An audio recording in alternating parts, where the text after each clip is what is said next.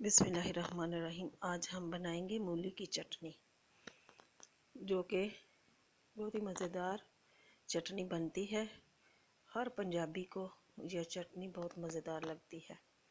ये मूली ली है और इनको मैंने छील लिया और कुछ जो नरम नरम पत्ते हैं वो मैंने इसके अलग कर लिए।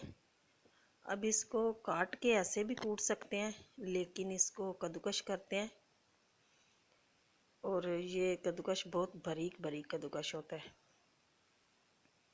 तो इसमें कूटने की आसानी हो जाएगी। इस तरीके से देखें, इस तरीके से इसको बारीक बारीक कद्दूकश कर लेते हैं। ये सारा मैंने कद्दूकश कर लिया मूली को। अब इसको ऐसा करते हैं कि पानी निचोड़ लेते हैं। इस तरीके से इसका पानी निचोड़ के और दोरी में रख के इसको कूट लेंगे।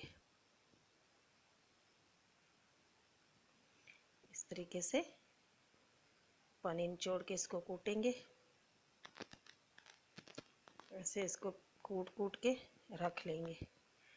ये सारी मैंने मूली को कूट लिया। ये देखें कितना सारा पानी निकला मूली में से।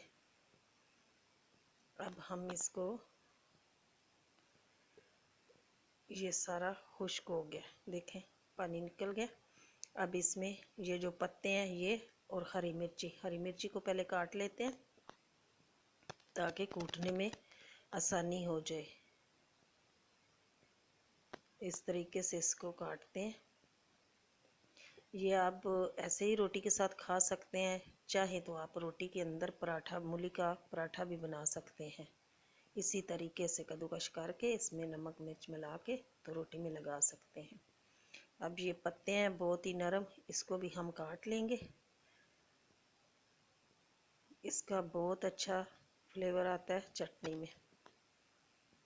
इसे बारीक बारीक काट के और इसको कूट लेंगे। फिर ये पत्ते भी गए। अब इसमें नमक डालते हैं। नमक अपने टेस्ट के हिसाब से डालना।